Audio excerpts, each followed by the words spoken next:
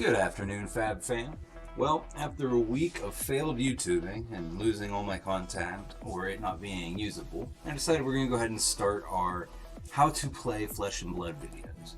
Today's video we're going to focus on the card types, what they do, the layout of the cards, and the basics of your turn. So without further ado, let's get at it.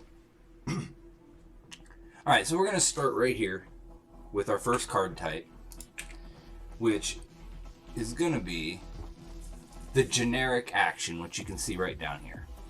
This is the card type. A lot of cards reference the card type, so this is actually a very important section. So the first thing you'll notice is the red on top. This actually changes color as per the pitch value. So the pitch value means that in order to play cards, like this one would cost 1. This is the cost. The red circle is the cost. So to play this, you would need 1 resource. This pitches for 1 resource. So to play this spell, you would put this out, say I'm playing this, and then you would have to pay the 1. That's where you would pitch a card from hand to the pitch zone, which, real quick, this is the pitch zone. And you would pitch a card in there that would give you a resource, and then that would pay for that card. Okay, so again, real quick, this is how much it pitches for. This line here indicates the same thing. Red is 1, yellow is 2, blue is 3. This right here is the cost of the card. This is how many resources it costs to do it. This is what it blocks for. So on defense, you're able to discard the card to block physical damage. So this would block for 3 if I used it as a defensive card. And then right here would be the attack, which we'll see very shortly. The cool thing about this game is the cards do multiple things in the game. So again, it pitches and makes resources. It also does its text box. So here's its text box. The next attack action card you play this turn gets +3. Go again. Every turn you get 1 action point. This is an action card. So you spend your action to play this. And then go again allows you to get your action point back and go again. I mean, it's real simple and very intuitive. It's go again. You get to go again. But that's one of the big differences in this game from other games, is that you have 1 single action point and you have to leverage cards with go again and stuff like that to create a wider attack. The thing about this game is you're not building a board up. Everything happens per turn. It's kind of like a fight. So you're performing attacks and it's going to clear at the end of the turn. So like my turn is basically me trying to hit you as hard as I can. And then I draw my cards up and now I'm on defense. So anyways, we'll go to the next card here, and this is a generic action attack. So this is an attack action card. This is also generic. If you'll notice, the borders match. That's because this is a generic border, and you'll notice the difference as we keep going. So this card is a blue, so it pitches for 3 resources. So if you throw this in your pitch zone, right here, you would have 3 resources floating. This costs 1. So if you pitch this to pay for this, you would have 2 floating mana after you paid for this. Since it is an attack action, it does have an attack value. So if you play it as an attack, it attacks for 2 damage. All damage tramples over or deals access damage to the player. So if I attack for 2 and you block for 1, you're going to take 1. Always happens. This also blocks for 2, so on defense, I'm able to discard this card to block 2 physical damage. And I'll get to physical versus arcane damage in a later video. So anyways, and then the text box, if Life for a Life hits, we gain a life. When you play Life for a Life, if I have less life than the opponent, it gets go again. So it doesn't always have go again, but if I have less life and I attack with this, I get to potentially draw a card if he doesn't block, and we get go again if we had less life. So strong card, and again, this is generic, so these go in any deck. That's what I mean by generic. So then we'll jump to the next one. I feel like that's not doing it. And this is our final generic, again, matching border. This is an item. And it is a generic action item, so it uses your action point. It's a blue, so it pitches for 3 mana. It costs 0, and this basically goes out like an enchantment or an artifact in Magic, and it sits on the board until you use it. So for an action, you put it down. That would be your turn unless you had a way to get another action point. And then this has, at instant speed, which instant works just like instant sounds. Anytime you have priority, you are able to use an instant ability or an instant card. Excuse me. Destroy energy potion, and you gain 2 resources. So this is basically ramps you for 1 turn. And those are the 3 generic card types that will be inside your deck. Moving on, we are going to look at Flying Kick. Now, if you'll notice, the border changed, and this is the Ninja border. This card can only be played in Ninja decks. So this card will be based around one of X heroes and the type of play they do. This one happens to be based around Ira, which we'll get to, which is the hero that we're going to talk about, which I'll explain.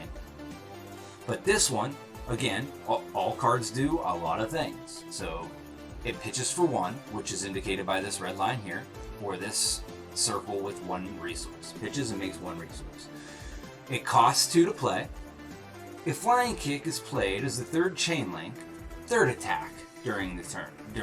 They're called chain links, so as you put it together, it creates chain links. And if this is the 3rd attack that you would play in a row without breaking the chain link, which we'll get into, it gets +2. It blocks for 3 on defense, but you're going to use this as an attack, and it's a 5. If you play it on the 3rd or higher chain, it becomes a 7. Again, everything attack tramples over. This is a very large attack. Now, if this was a yellow that would pitch for 2 resources, this number here would be a 4, because that's how the cards trade off. So it'll give you more resources, but it'll attack for less damage. And that is true on some effect on every card that has these multiple things. And pretty much all commons have all 3 variants, and then once you get to rares and majestics and super rares, if they're still around, they vary. Sometimes they're only yellow, sometimes they're only red, sometimes they have 2 variations, but that's what we do. But that is an attack action card, but it is a ninja attack action card. As I said, the border gives that away. This can only be played with a ninja hero. Into the next one, we have our ninja attack reaction. So during combat, I attack. Now it's your turn to block, your priority to block. After block, I have a chance to play an attack reaction. Now, you can't add blockers. Now we are in the reaction phase. And the reaction phase is basically like the instant phase, but you can play instants or reactions during just this phase. So the attack reaction would be target ninja attack action card. So it has to be an attack action card ninja. It gets +1, and we get the drop card. Costs 0 to play. It pitches for 1. Red indicates all that. And it would block for 3 if we decided to use it as a defensive card. So again, this is an attack reaction. So this happens in combat. And then the final one's going to be an attack or a defense reaction. So again, I would attack, you would decide to block. I would decide if I am going to play an attack reaction or not, and then priority would pass to you again. And if you wanted to, you can add a defense reaction to it, which would cost its cost, which is a 0. It also pitches, of course, and it blocks for 4. Now the thing about defense reactions is you can't just discard it to block. You have to pay and play the card. So that's the one little nuance to the reactions, is they actually have to happen in the reaction phase. You can't use them as just straight blocks. And is this an instant? Okay, and then the last one will be instant, and again, there's a card called Sigil of Solace. The red one gains you 3 life, and you can play it as an instant and costs 0. It pitches for 1. That also can be played anytime you have priority. Alright, so those are the types of cards that you would see in your deck of Flesh and Blood. Now let's get to the board itself. Give me 1 minute, we'll clean this up. This is our hero, Ira, Crimson Haze. The first thing you'll notice is the border. And this border here is based in the lore and which region they're from. I do feel this is going to matter at some point in the game, but right now, it doesn't.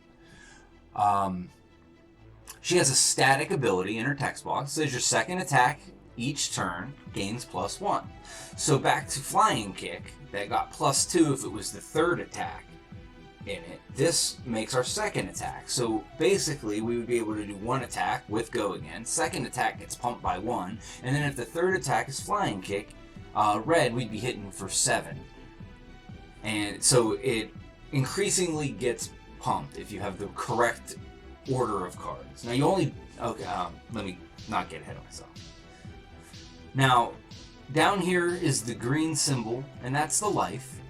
And this is a ninja hero, Young. Young is for Blitz and Draft and Sealed, and it's a 20 life, and that's basically what it is indicating. Everything else would be the same. Ira doesn't have an adult version, but cards like Katsu do, and Katsu has 20 life, and the adult version has 40. The ability doesn't change.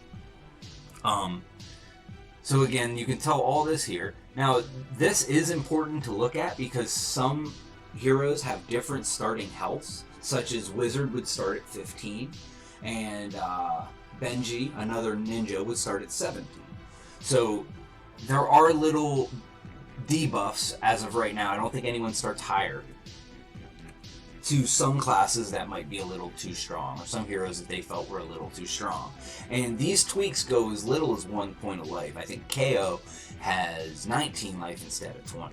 And these are all Blitz heroes that we're talking about. Next would be the blue, or Intellect, and this is just how many cards you draw back up to at the end of your turn. And that is the rundown of what your hero is going to do. It's going to basically give you the basis of what you're trying to do in your deck with the ability of it. And it's also going to just kind of give you your stats for the turn. Next is the hero. Because the hero needs a weapon, you get to make choices on that too. Boom.